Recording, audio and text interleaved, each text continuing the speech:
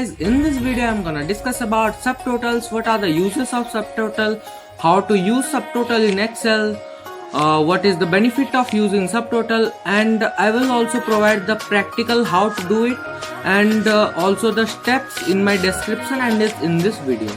So let's start. So we have arrived in our computer screen. Now I have filled up the data. So here I have filled the data like city, then staff, total income, average income. I have also average income. If you see that formula, it's C2 by B2 means these two, and I have also formatted it according to currency, means Indian currency, so it will look something like professional. And I have sorted the data according to Bhubaneswar, Cuttack, then Jajpur Road. Now we will select all those cells. We will go to data tab, then under outline group we will find subtotal. Now we will keep it all. Let's say we need sum of the total and we need it in average income, the total. So we will click OK. Now we will get the total of Bhubaneswar, Cuttack and Jajpur Road. Now if we will minimize it, we get that the total we got, BBSR total is this much, Cuttack is this much, and Jajpur Road is this much.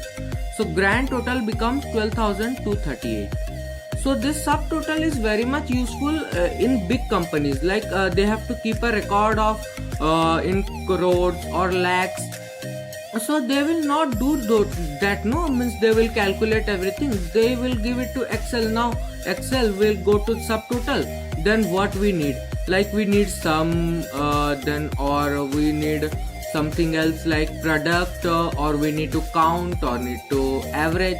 So it will all be done by subtotal. So subtotal is very much useful in calculating or getting the total of a specific type of data if the data is very much bigger. If it's small, because here it is a small data, but there let's say it's 100 cells, 100 means 1000 cells. How we will do it? So it is very much useful.